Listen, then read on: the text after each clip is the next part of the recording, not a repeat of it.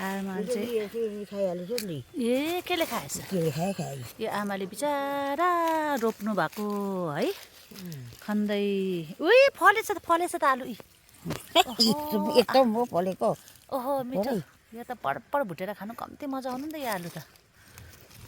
ओहो र यो एउटा पनि यो चाहिँ अब बोक्राइस म त हो र के भएर मरेको कोनी मल त मजाले हालेको रहेछ त होइन मल त राम्रो छ नि यो चाहिँ यो आलु रोप्दा चाहिँ म थिइनँ यहाँनिर हातैले अन्त खन्दैछ अन्त कहिले हुन्छ के भएर चाहिँ बोट मऱ्यो ढिलो रोपाइ भयो कि इत्रु फलेछ माउ जत्रो पनि फलेन रहेछ यो चाहिँ तर पडपड भुटी खानु त मिठो हुन्छ नि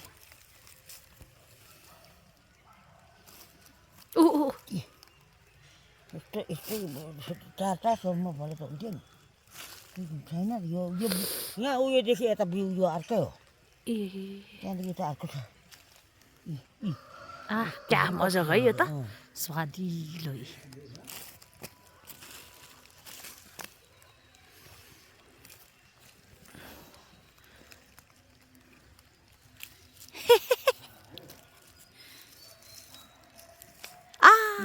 हो यसरी फल्यो भने त अलिकति यतिले त्यति धर्नु फलेको हो त अन्त एकदमै आलु के राम्रो है आमा हेर न कति मिठो हेर्दै खुवाउ लाग्दो टसक्क परेको भयो यति भए पुग्छ आजको सब्जी आज हामीलाई यति भए पुग्छ यो त कम्ती फ्रेस बारीबाट यो जस्तो पसेका यी अन्त उम्रेको पनि छन् रहेछ त्यसलाई त्यही राखिदिनु नि उम्रिन्छ त माउ त त्यस्तोको त्यस्तै रहेछ मल त पुरै हाल्नु भएको रहेछ नि त आमाले त खै हाम्रो आमा त नङ्ग्र्याएरै बारी खन्छ खै हेर हातहरू देखाउनु त अर्कोपट्टि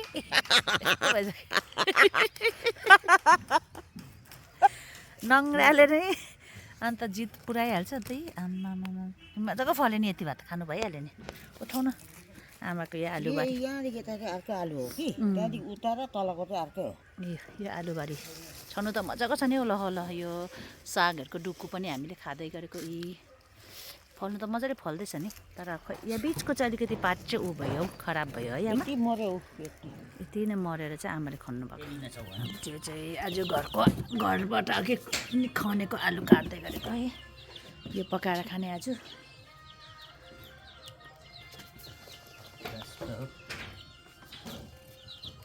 प्याज र लसुन हालेर आलु चाहिँ मजाको छ नि कराई पनि बसाइसकेको यहाँनिर यहाँ चाहिँ कुखुराको चल्ला आगो ताप्दैछ कुखुराको चल्ला चाहिँ बस भइहाल्यो त्यसमा कुचाएर चाहिँ त्यसरी गर्नु अरे सुपको लागि एकैचोटि गर्नु एकैचोटि चाहिँ अब तेलमा गरौँ त के रहेछ आमा आलु राख्दै रहेछ खोइ बिस्तारै कुचाउनुपर्छ त्यो जोडले कुचाएर कहाँ हुन्छ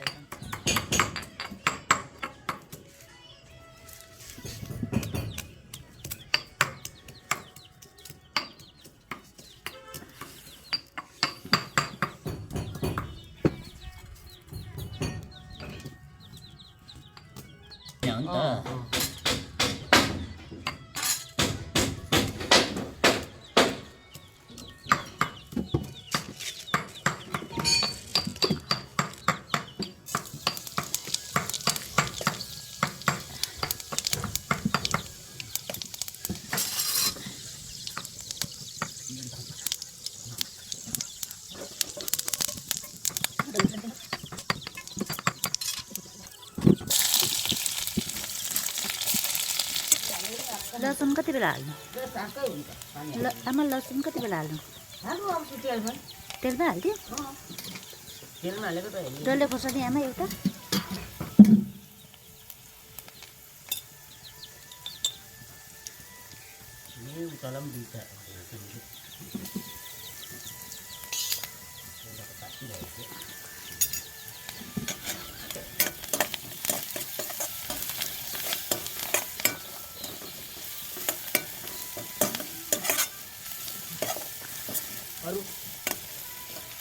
त्यो लसुन पुग्छ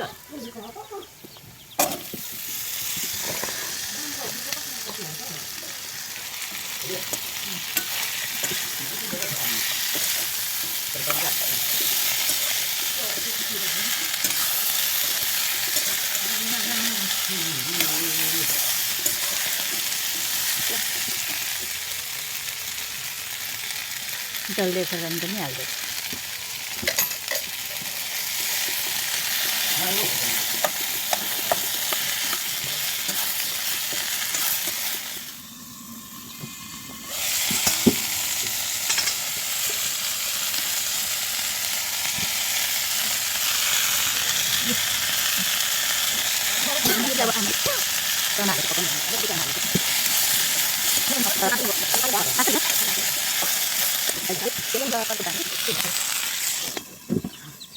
मजाले बढ्यो मजाले बढ्यो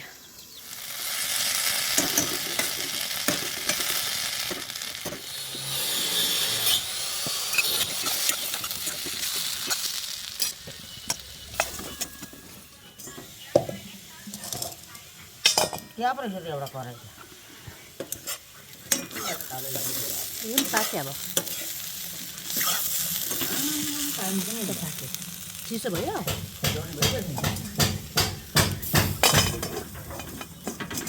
लु भयो यो